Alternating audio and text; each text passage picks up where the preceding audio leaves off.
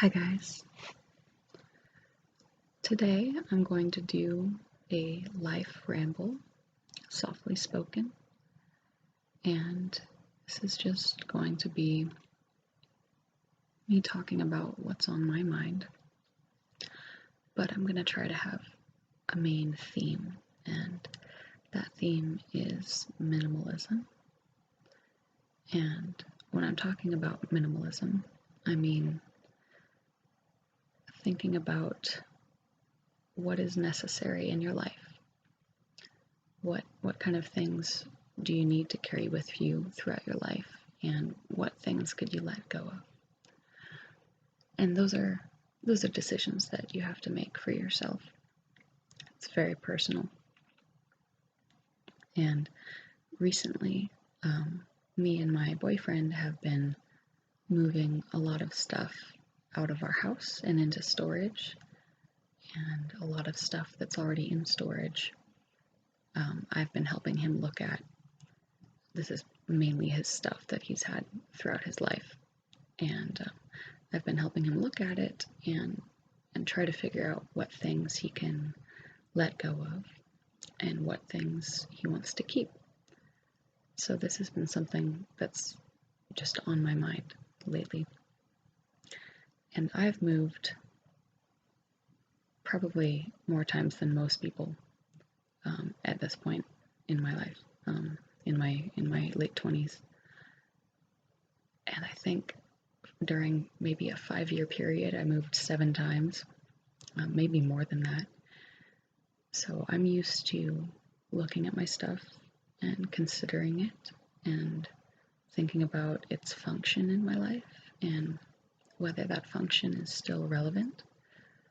Like, I have 6 skillets in my kitchen. I don't need 6 skillets. I have 1 large skillet. I have probably 4 medium-sized skillets and 1 really tiny skillet that you could probably fry an egg in, but that's about it. So that one's on its way out. And there are some things that are sentimental. I've got like a mug collection, and I use most of them because we drink a lot of tea in this house, and we go through a few mugs every couple days that need to be washed. So a mug collection I can kind of allow myself to have,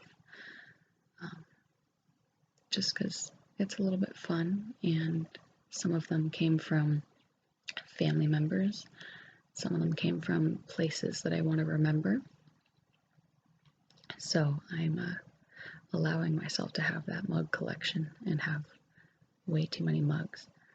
But I'm not sentimentally attached to my skillets. So that's something I can look at and weed through. And the other thing is clothing. I don't need 10 pairs of shoes necessarily.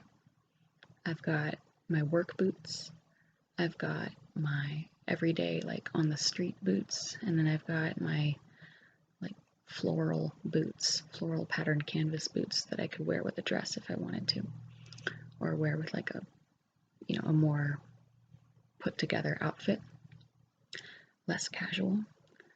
And then I have some hiking sandals that have really good arch support. And then I have a pair of flip-flops that are just easy on, easy off.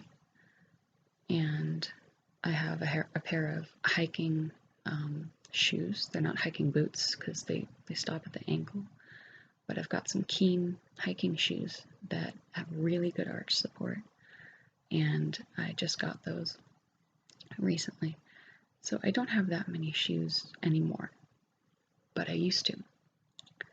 I remember when I was a teenager, I had like a Converse collection. I had like red Converse, yellow, I had some black ones, I had some really funky looking ones with some kind of comic book design on them. And I was all about Converse. And I don't have them anymore. I don't have any of them because, first of all, they're awful shoes. I mean, no offense, but they have no arch support at all. They're completely flat. Those things are horrible for your feet. So I had to cut all of those out of my life because I was developing foot problems, leg problems, all the way up to my back. And I don't want to have things in my life that are bad for me as well. So I cut all of those out of my life. I no longer have any shoes that don't serve a purpose. I'm not one of those people that can just have a giant shoe collection. I cannot justify having that many shoes in my life. But what I do have are a lot of t-shirts, a lot of like Target men's section graphic tees, if you know what I'm talking about.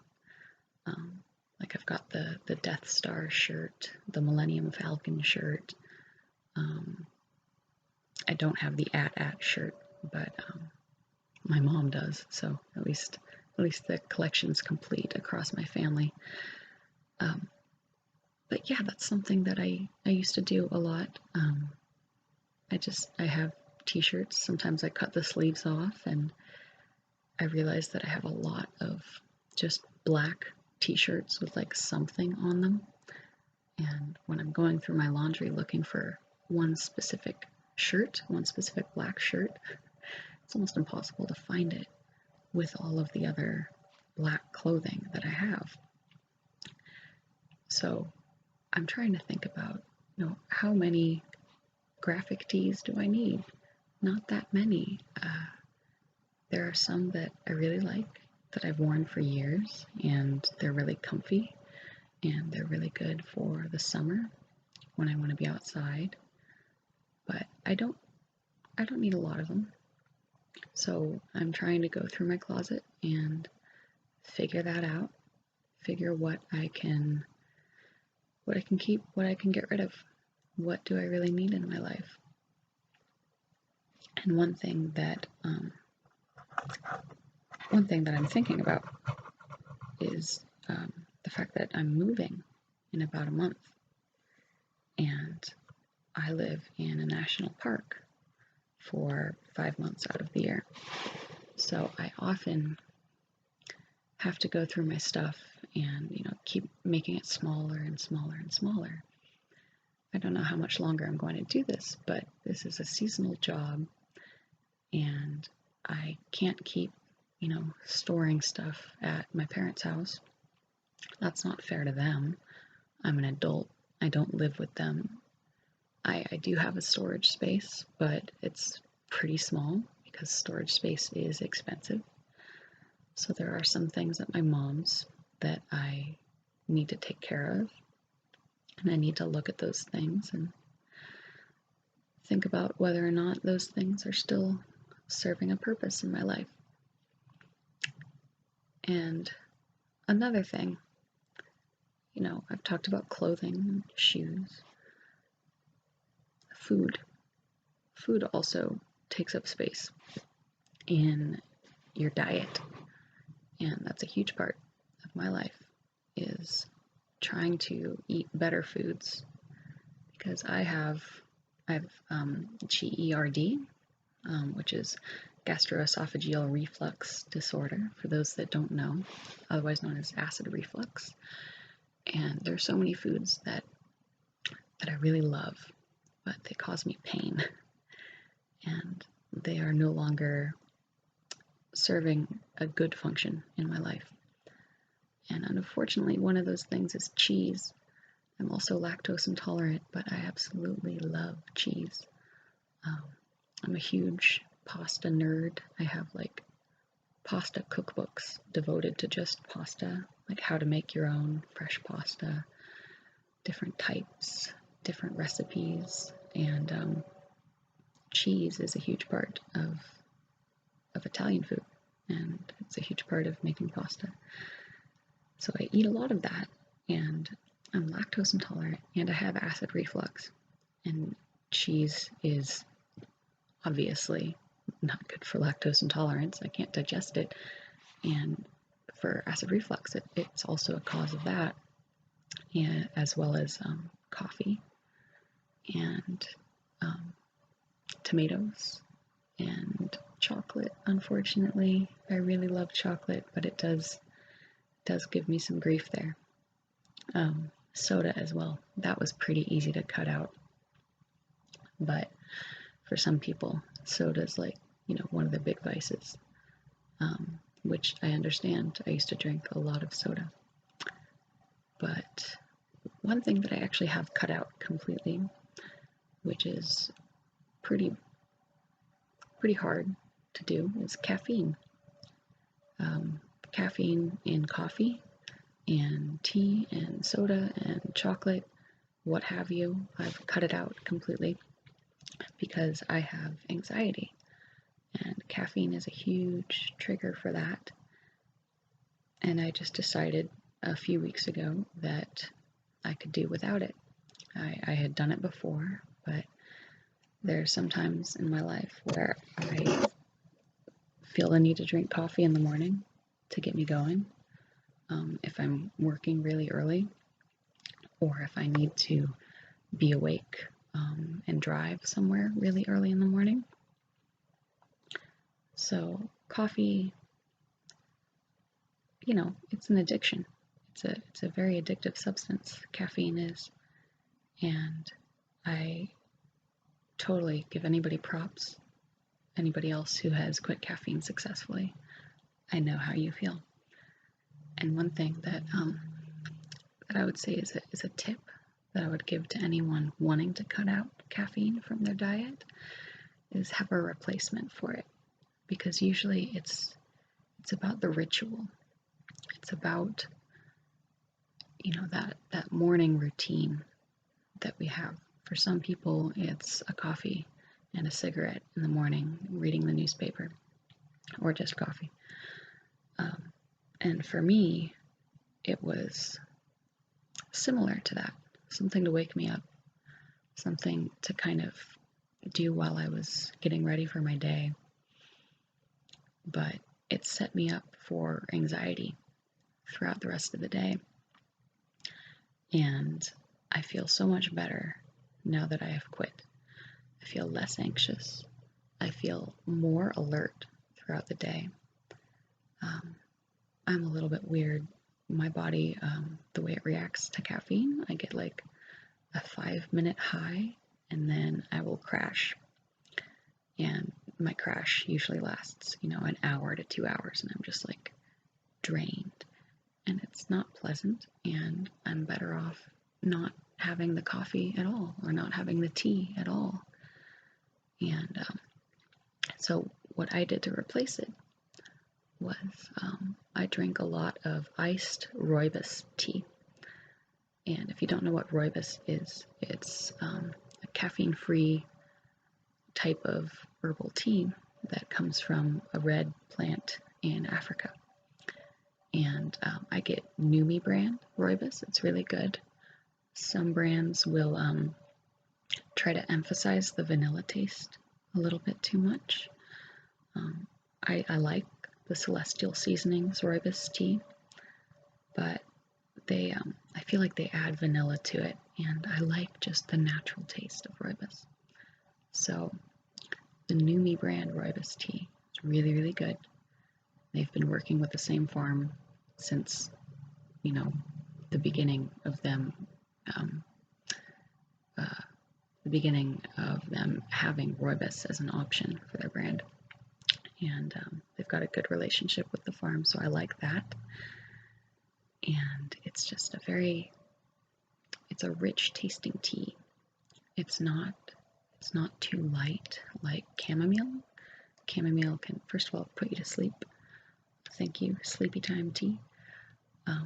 And also it's too light. It doesn't feel like tea, like black tea. So rooibos is a little bit heavier, but at the same time, it's just uplifting. And what I've been doing is I've got these mason jars that we'd get from either like Joann Fabrics, or we reuse our mason jars that salsa or marinara sauce would come in. And we peel off the labels and put them through the dishwasher. So I've been using those for iced tea, and I just double brew. So I would use two bags of tea, and just put the hot water in with the tea in the mason jar, let it steep for about 10 minutes, and take the tea bags out, and then put the jar with the tea in the fridge. And then I don't have this urge to have like iced black tea anymore. That was really the thing, because it's so warm down here.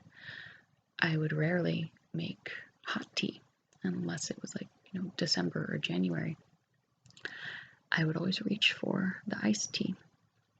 And that was just that thing where your body tells you you're thirsty and you should be drinking water. But, what's more refreshing and tastier than water is that iced tea in the fridge. So I would always go for that. But now I have this jar of iced rooibos, and it's so much better. It tastes better, first of all, than black tea, in my opinion. And it's better for you, and it doesn't have any caffeine in it.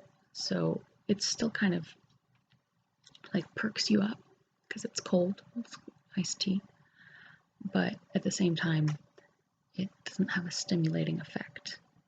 So it's not going to cause any anxiety. It doesn't have any caffeine in it. So I'm really glad that I started that, because caffeine is something that's really hard to kick. And I'm really glad that I quit. And another thing that both me and my boyfriend are doing is we're quitting cigarettes.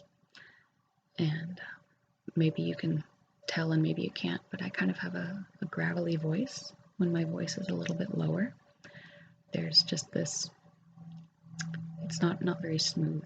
And this weekend was our friend's birthday, and I was smoking cigarettes, and I just realized I don't want to do this anymore. I was getting sore throats more often, and it makes you feel crappy. And I had quit before. About 2 years ago, I started quitting 2 years ago, and I didn't smoke for maybe a year and a half. I was really good. I had smoked for 5 years before that, and it happened. I made the decision to quit, and I did, and was doing really well until Labor Day last year, when I had a really bad day at work, and I needed a break. I needed something to take the edge off. And I just said, kind of half-heartedly, man, I really want a cigarette right now. And my boyfriend handed me one, because he's a smoker, and he handed me one, and I was like, are you sure? Are you serious? And he's like, yeah, you deserve one today. And that was ultimately a really bad idea, because I smoked that one, and it hit me like just this wave of nicotine, and it felt like my first cigarette again. And then maybe a week later, I bought a pack secretly, because I didn't want anybody to know, and I felt bad about it, but I was like, I had another bad day and I wanted a cigarette, and then it turned into a habit again. And then I stopped buying packs, and I really made an effort to stop smoking again. And then when me and my boyfriend moved in together in the winter, I started smoking more, because I was just smoking his cigarettes. I wasn't buying any, but I would smoke when he was smoking, and I would smoke with him or share a cigarette with him. And so I feel less like it has become a full-blown habit. I don't really smoke throughout the day, and I don't feel the need to buy my own packs. and I don't smoke more than, a couple times in the evening, and it's usually with a glass of wine. So it's a lot easier to quit this time, and now I've gone a couple days without one, and it feels really good, and I don't feel like I need to go smoke a cigarette, and that feels great because cigarettes also cause anxiety, and I'd love to cut anything out of my diet and out of my lifestyle that causes me pain or causes me anxiety. Honestly, it's harder to stop eating cheese than it is to quit cigarettes for me, because sure, smoking, you get that nicotine rush and it feels good, but it doesn't bring me the same kind of, joy from eating like really good smoked Gouda. Oh my gosh. So that's something that I have to figure out on my own. Maybe someday I'll be cheese free as well, but for now I'm good with not smoking, and I'm good with not having caffeine in my life, and seriously thinking about my relationship with alcohol. And I don't drink every day. I don't drink a lot, but at the same time, alcohol is another thing that causes anxiety. So I try to treat it with caution, because I used to drink way more in my early 20s. I drank a lot, and I did actually quit at one point. The same time that I quit cigarettes the first time for a year and a half. I didn't drink for 5 or 6 months, and I felt great about that. I figured out a new way to socialize without something in my hands. It felt really weird at first because it is such a social addiction. We go outside to smoke a cigarette, not because we initially want to smoke a cigarette, but because it's that meditative, calming interlude between, social activities or what we're doing, or, you smoke before a meal or after a meal. But what you're really doing is you're standing outside, you're thinking about stuff, you're looking at the world around you, observing people, or you might be interacting with people. If you go to a party and you walk in and you're overwhelmed, and really you just want to stand outside and have a nice calm conversation with someone, but you feel awkward just going out to have a conversation and to meet a new person. So you've got this nice safe cover of having a cigarette, and you can even break the ice with people by saying like, hey, do you have a light? Can I borrow your lighter? Or someone might come up to you and ask to borrow your lighter or ask you for a cigarette. And it's that entry point into having a conversation with someone, which sucks because we should be able to feel like we can just go out and say, hey, how's it going? I'm so-and-so. What's your name? And you could just have a normal conversation with someone without needing the excuse of having a cigarette. And I can't speak for everybody else, but that's a lot of the times how I used smoking, was a social crutch. I used it when I felt awkward, or when I just wanted to go outside but I didn't want to look weird being like a person standing alone, just being outside, no excuse. But you can do that, and that's what I realized when I quit smoking the first time, and I quit drinking at the same time. I still went to parties, I still went out with my friends, I still went out for walks around the neighborhood, or sometimes I would just sit on a bench, be outside, or just stand outside my house and watch the world going by. And I realized I didn't need a cigarette to do that. I didn't need a drink in my hand to do that, and that people responded to me in a different way when I would go up to them and introduce myself and strike up a conversation without that cigarette or without that drink. And people saw me as more confident because I had to push myself to do that. I had to become more confident because I still wanted to be social. But at first, I didn't know how without that icebreaker of, holding something in your hand. I feel like we go through life feeling the need to excuse ourselves, or rather to have an excuse for ourselves to justify our own being there, to justify just being outside. And that's something that I keep trying to move away from, and I'm going to continue to do that. And it's a little bit harder for other people. I've only been smoking, I guess 5 years the first time, and then I guess it's been like a year now since I started up again, so let's say 6 years. But my boyfriend, for instance, has been smoking since he was 13 years old. So he's been smoking for most of his life. And it's a lot harder for him to quit. But yesterday, he didn't smoke any cigarettes. He had a couple of like Swisher Sweets, those little cigars. And that's kind of his way of slowing down. He takes longer to smoke those, and he doesn't want to smoke as many, and it doesn't quite feel the same. So he's kind of using that as a halfway point between quitting and, being a full-on smoker. And I certainly don't want to smoke those with him. I don't like them as much as I like cigarettes, so it's a lot easier for me to quit when he isn't smoking cigarettes.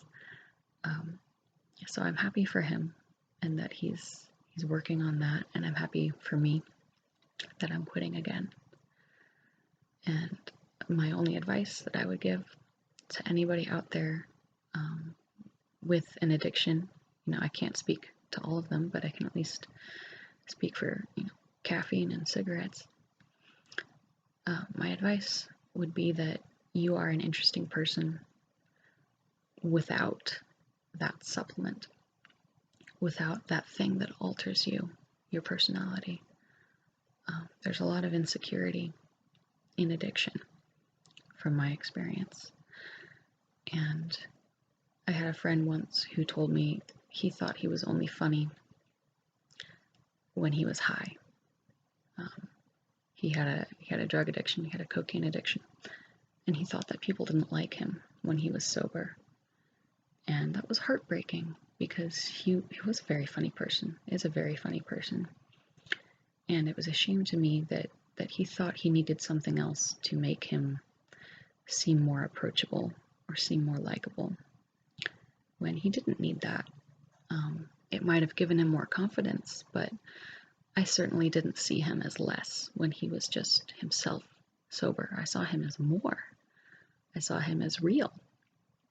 And so my advice would be that you are real, and you don't need anything else to make you more likable. You just need to be you, and to be your honest self, because there's nothing people are going to appreciate more than you giving yourself to them and letting them see that, letting them see you.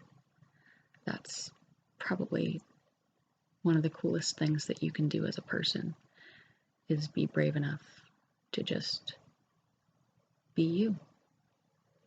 So thanks for watching, guys. My ramble on minimalism turned into a ramble on addiction, but it was a ramble, so that's kind of how they go. So I hope that you guys found that relaxing or enlightening, or maybe you hated it. I don't know. But I'm going to go out and I'm going to have a nice walk around my neighborhood, because it's a beautiful day outside, and that just seems like the perfect thing to do, instead of sitting inside and watching YouTube videos and being connected to the ever more addicting internet. So have a lovely day, guys, and I'll see you next time. Bye.